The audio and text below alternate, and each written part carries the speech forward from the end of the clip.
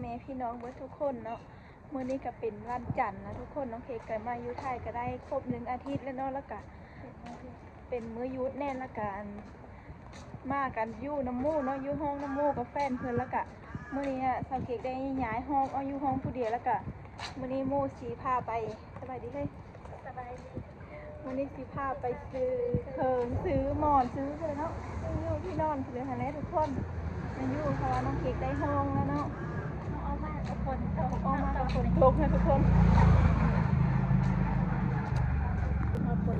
นี่เขาอยู่ในซอยนี้แหละจักซอยที่เลยนี่ก็ซอยเจ็ดเหรอไปซื้อเครื่องอยู่เธอเซ็นเตอร์วันวะเซ็นเตอร์วันทางเซ็นเตอร์วันนี่แหละทุกคนน้องเค้กก็อยู่ใกล้ๆแถวนี้แหละเนาะมาเบิ่งนะทุกคนว่าเฮาสีได้ซื้ออย่างแน่มื้อนี้กะเป็นเครื่องไซส์พี่เลยค่ะแล้วเนาะ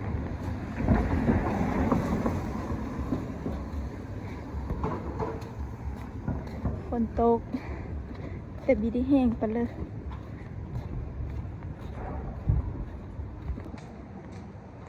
ฝนตกจ้าขาห้องกะแพงเท่าไรนะน้องพิมพ์เท่าไหร่วะห้องละ 2,500 ก็ถือว่าถืออยู่เพราะว่าวันอื่นแพงกว่านี้อีก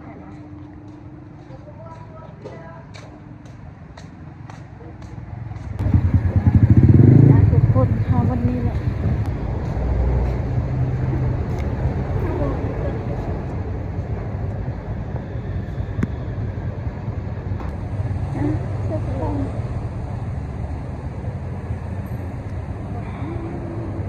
เขามาฮอดบนจอดรถพี่นะทุกคนขับเจ้าไปห่วงนะคะกับเขามาฮอดมาเบิ่งมาฮอดสีซื้ออย่างนี้นะทุกคนนี่ของเขาเลือกก็มีหลายนะ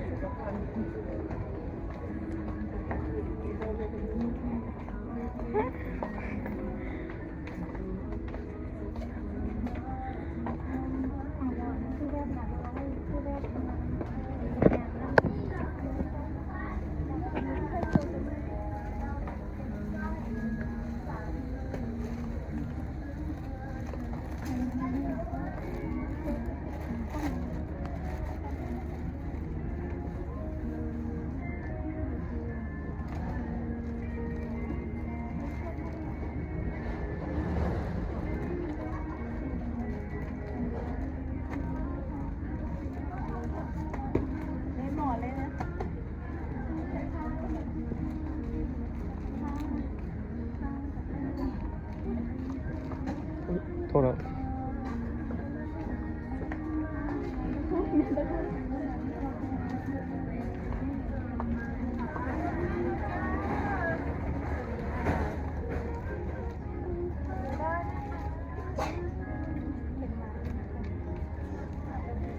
ขย่อยซื้อเท่าน้อยนะ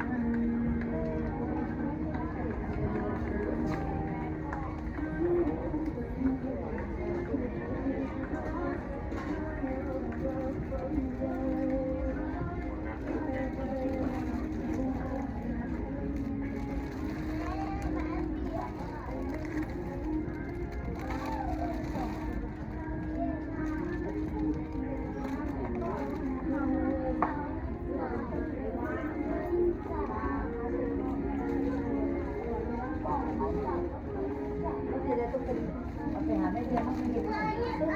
ก็จะได้เหลือลูก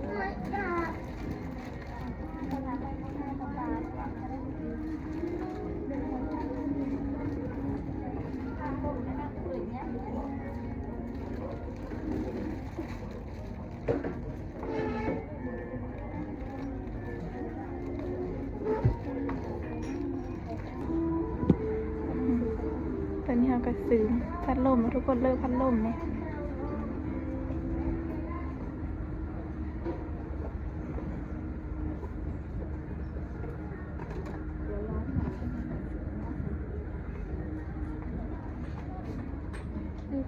มันก็เย็นเลยทุกคน เย็น ทดสอบเย็นไหมเย็นอันตัวนี้แหละตัวนี้แล้วเนาะ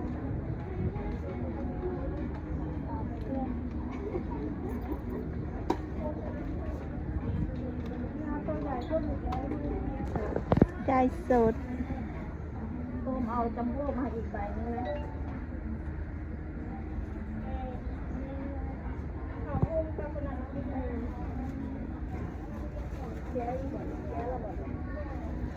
อยากเลยทานอยู่ รวมราคานะทุกคนว่า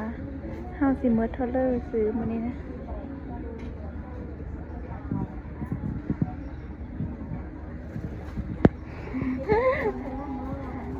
รอทานทุกคนเดี๋ยวคือเขาไลฟ์ราคาคือเมิร์ทเทเลอร์ของมัน 190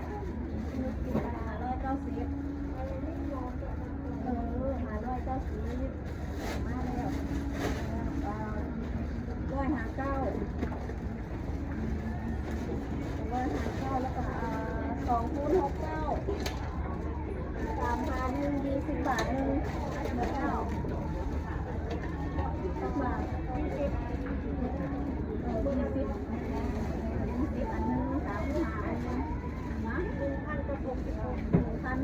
1,066 บาทลูก พอดี1,066 บาทเนาะจิตใจเงินนะคะ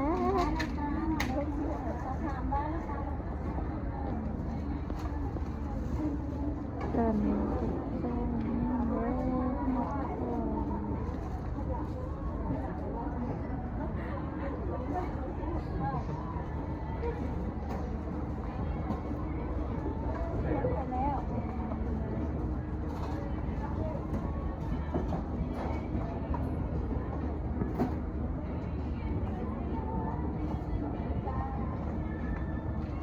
พอมา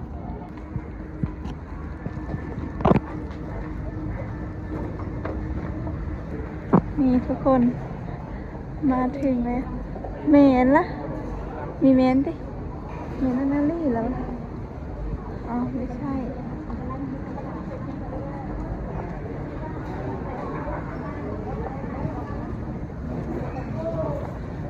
เขามากับแฟนเรามาคนเดียว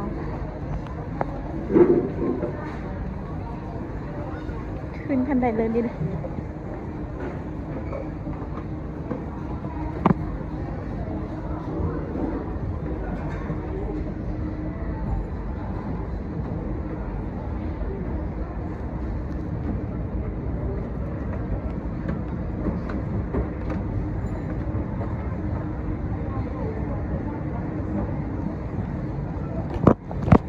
เครื่องกันไม่จะตรงงามๆแล้วก็ได้ไม่ได้นำเค้กหมดแต่ละ1,066 บาทนะทุกคนซื้อเครื่องใจไปแล้วก็เดี๋ยวสิหาเงินทยอยซื้ออีกนะเฮ้ยได้เงินจังทยอยซื้อเครื่องหันนี้เด่นน้องพิมพ์อันนี้นะว่าครีมนูดเลยนะเห็นปะมีเมนก็มีเมน ถามด้วยค่ะ ครีมนูดเอาครีมนูด นวดผมเหรอ นั่นนี่ค่ะ ผมแห้งมากเนี่ยตัวนี้ผมแห้งผมเสียมากทำให้มีน้ำหนักขึ้นเนาะเวลาตีนเข้มข้น เอาเลย เข้าใจไหมเนี่ยตัวผมแห้งผมช็อตด้านหน้าเอาไปใช้นะเตยรอดมถ้าผมช็อตเอาแบบนี้มีปากเตยผมแห้งผมเสียผมช็อตเวลาตีนเข้มข้นเนี่ยค่ะ อืม ตกเท่าไหร่อันนี้300แต่ยังดีเลยเนี่ยเตยเพราะเตยผมแห้งเนี่ยคุณได้เลยเนี่ยได้ดีมาก ค่ะไอ้น้อยนะเอา เอา เอาไหม เนี่ยแล้วก็อันนี้เซรั่มของเขาสำหรับคนผมแห้งผมเสียมากเนี่ยค่ะ อืม เองทำเปยืดมาเหรอทำไมผมแห้งหนีบใช่ไหมอ๋อทำสีเนี่ยเตผมแห้งผมเสียมากเลยอันนี้ดีกว่านี่ซีฟูด้วย หอมได้นั่งยังไงอัน นี่ นี้ นะหอมนะ ตัวนี้หอมอันนี้หอม เอาไหมคะ แล้วอันนี้ไม่เอาเหรอเซรั่มไม่เอาไปบำรุงหลังค่ะ ไม่ไว้มีตังค์ก็มาซื้อเอง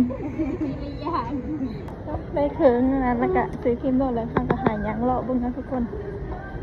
วันในห้างไทยมันมีอะไรบ้าง โอ้โทรศัพท์เฮ้ย ขนาดยึดติดฟิล์มโทรศัพท์ก็ยังคืดเนี้ยยังไม่มีเงิน เอาเพื่อเขาเซฟฟี่เพื่อเช็คโทรศัพท์ค่ะมือถือนี่นะ อยู่นี่กับมี เขาเอาเงินเข้า อุ้ยเจอตัวเองนี่กระจก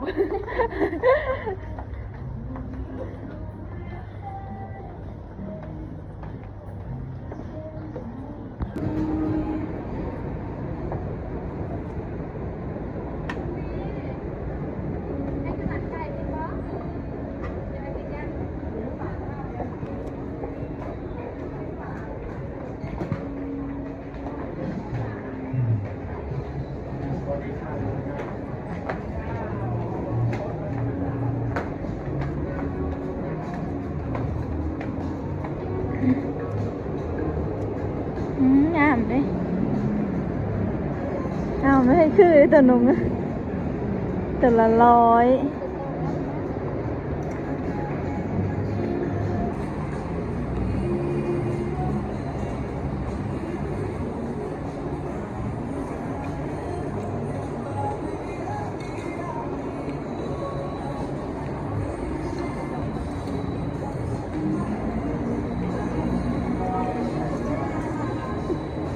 ซื้อแล้วก็บีให้หนุ่มนะ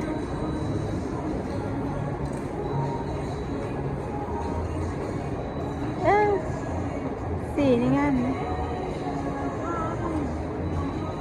ดีแพ้เขาซื้ออยุคันเลยหัดโตมาซื้อหาเลยซื้อถึงกระดับเลยนะ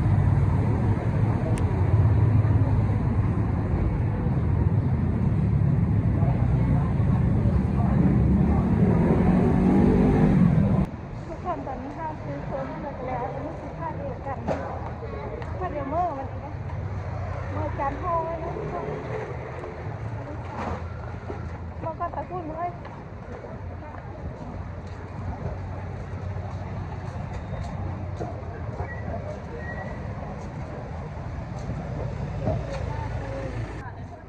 แบกเครื่องมือหาจานห้องเลยนะทุกคนห้องกะ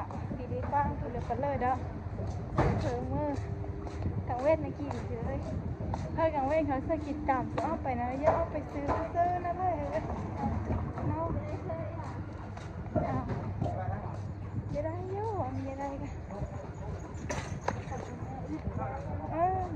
เสื้อที่เอามานะคือใส่บ่ได้เลยทุกคนได้ใส่ไปเฮ็ดงานนะแบบว่ามันเป็นเสื้อของกระโจนน้อยๆค่ะเสื้อบ่ได้ก็เลยสิหาซื้อเคิงตัวที่มันง่ายๆใส่เนาะถึงสิใส่ได้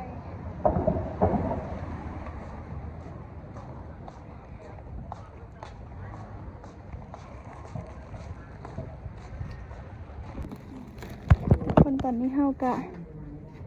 มาห้องที่เฮาสิพักแล้วนะ แล้วเสื้อหนังไม่ไปเหรอเสื้อหนังเนี่ย ไป ดูหนังดูหนัง รอผ้าค่ะซักผ้าไปขึ้นไปข้างเทิงพูดคนให้เฮาอยู่ชั้น2เนาะอยู่นี่นะห้องน้ำกับเฮาสิได้ใส่รูปนะเอาเข้าห้องเลยเหรอนี่ห้องเค้กอยู่ทางนี้ค่ะมืดมากเลย มาเบิ่งทุกคนแถมห้องยังบ่มีอย่างงั้นทุกคนแฟนปลาแลนเนี่ยเครื่องก็นี่ค่ะเดี๋ยวสิไปเก็บเครื่องอยู่ห้องนั่งพิมพ์มาไว้อยู่พี่เนาะปะเปิดฝาไว้ก็ได้เนาะเดี๋ยว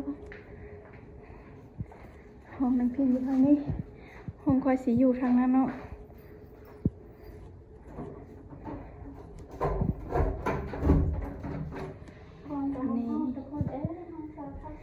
เจ้าเขาซื้อ เรื่องวัดตะกูคิดว่าตะกูน่ะไม่ได้ซื้อแล้วก็มาเบิ่งไปกินข้าวแล้วไปเดินกินข้าวอันนั้นไม่ได้ซื้อทั้งต้น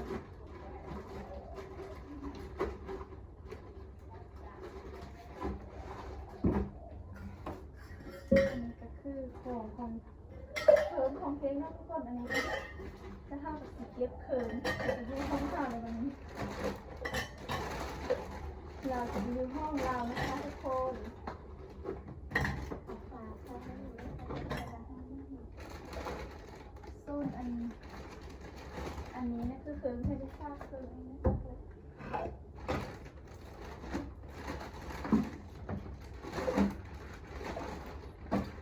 คิร์งให้ขนมข้าวเกลือคือเรื่องนี้อันนี้มันสีจำนะเรื่องสีจำนะแล้วก็มาเยอะตัวตัวตัวนั้นตัวเคิร์งให้มันได้ทราบตัวเล่นให้มันทราบ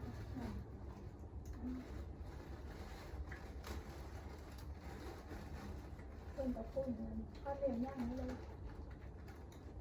มันจมมันจมมันกับสเก็ตมูออกมาทุกคนไปเจอในเข่งห้ายูห้องเขาเรียกมาเล่นกันนอนพอดีเหงาเลยทุกคนเลยมีแอนปกติซินมานอนกับนั่งขึ้นมากันดึกตื่นแล้วเขาเรียกอันแอนดูให้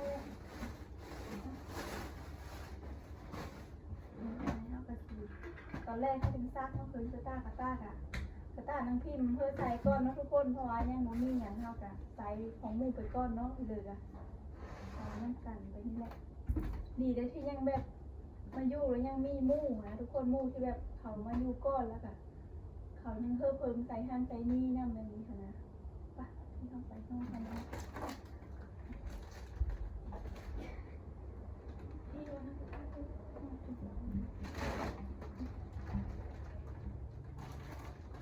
ตุ๊กตู้ทุบเกิดทุบของนะว้าวพอจะใส่ห้องน้ำนะทุกคนเกิบก็ยังได้ถือนะหมาคอยนะนี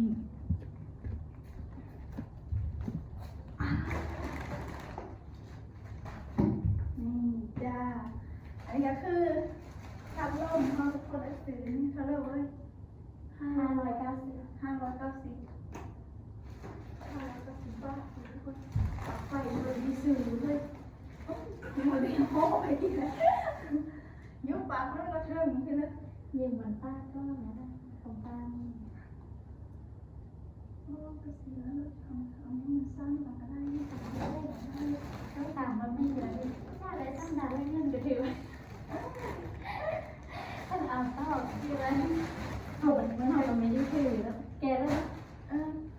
ผมก็เกี่ยวไว้นะทุกคนเกี่ยวไว้ไอ้คนละที่คนละเส้น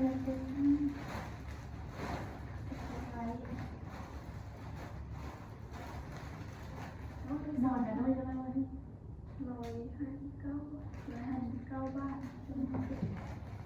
น้ำยังได้ซื้อกินนะทุกคนซื้อทุกอย่างว่าซื้อแต่ลมหายใจจะไม่แก่ห้ามไปซื้อเอาส่งอยู่ไก่บ้านเลยสู้ชีวิตอยู่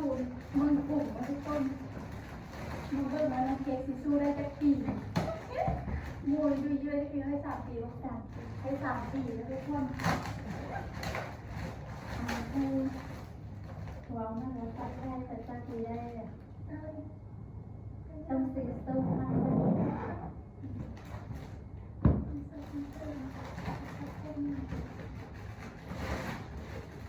มีคนมีแขกแล้วจ้ามาทำเสื้อถุงแขกเป็นลูกค้าไหม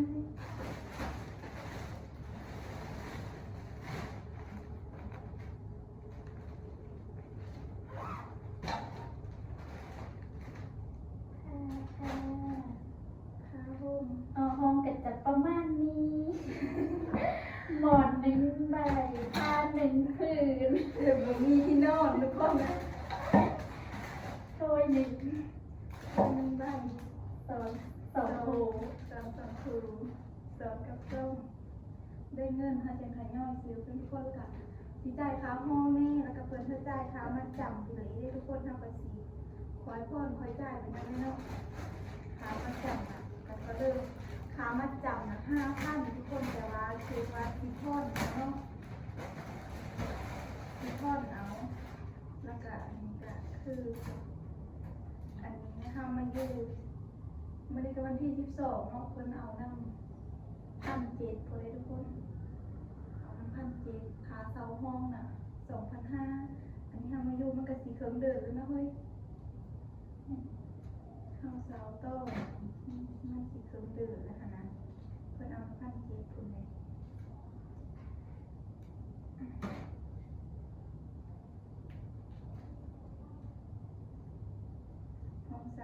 ซื้อสีเราแบบสดมากเลย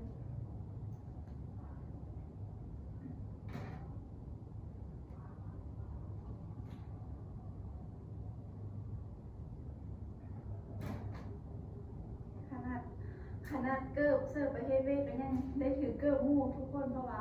เกิบค่อยนะเขามีเสิร์ฟแบบมันเป็นเกิบซุปธรรมดาเขาต้องไม่เสิร์ฟเกิบอันนั้นไปสีขาวทำไปสีใส่เครื่องห้วยนี่นะทุกคน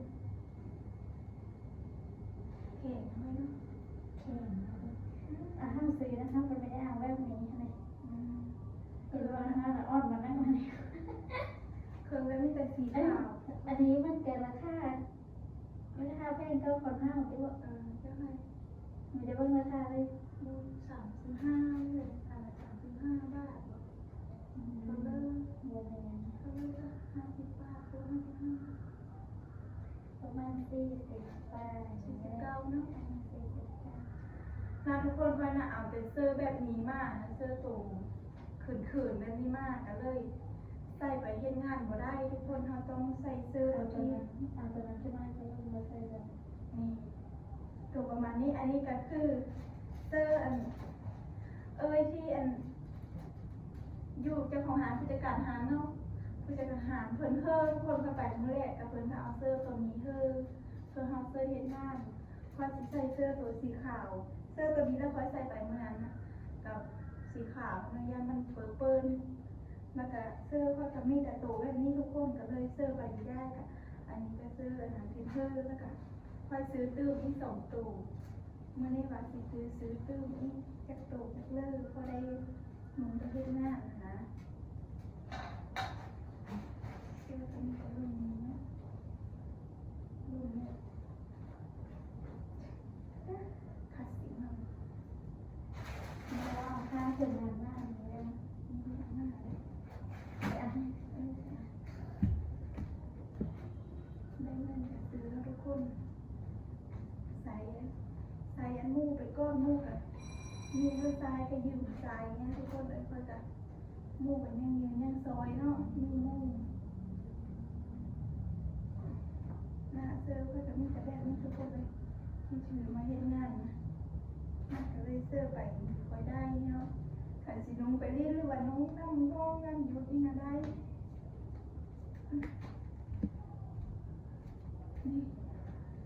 นี่แต่แบบนี้เกินบัดซอกกับชีวิตมาเอง ต้องขยับมาดีนะขยับนี่ตัวนี้มันตัวนี้ต้องมาต้มมันก็เลยมากินเส้นมาไม่ดี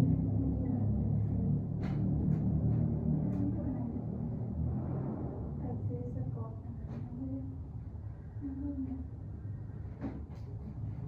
อันนี้กระเป๋า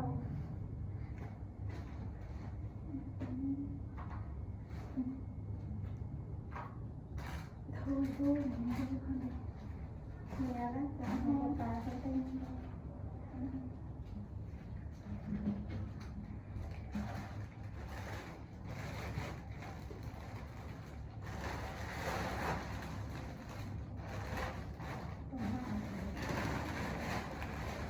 อันนี้จะได้ที่นี่นะ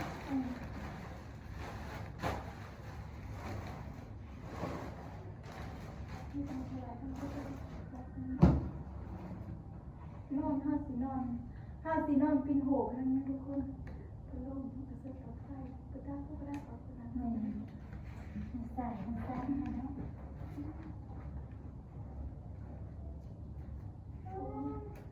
งาน อันนี้ก็คือทุกคนกูนอนอันนี้ เลยอีตก เลือกมาเลยซื้อที่นอนเลยทุกคนเลยเป็นโทษแต่คนเดียวช่องมีชั่วโมงชั่วหน้าแล้วมันนิดหน่อยไม่ได้นอนได้แล้วทุกคนได้ทำอย่างนี้ ตัดตรงหน้านี้แหละว่า ถือว่าโอเคดีนะทุกคน เรียกว่านิ้ว โอ้ทุกคนนอนนี่มันก็กว้างเลย ตัวกับมารีบน้ำหน้าไปนะ ว้ามาคู่มือ เลยหยิบต้มเลยมันนอนกันได้แล้วทุกคนได้แค่นี้แหละถือว่าโอเคอยู่ ถ้าเบิ่งการนอนมาเลย เอาลงตัวเองเป็นคนนู้นเป็นแล้วเริ่มรับทุกคนแล้วก็ตอนนี้ก็จัดห้องพี่เหลือกันแล้วนะทุกคนแล้วก็สำหรับคลิปนี้ก็มีพี่เหลือหลายแล้วทุกคนน้องเค้กไปซื้อเครื่องมาซื้อห้องจัดห้องพี่เหลือซื้อเนาะสำหรับคลิปนี้ก็ขอจบเพียงเท่านี้นะเด้อทุกคนเดี๋ยวพบกันใหม่คลิปหน้าบ๊ายบาย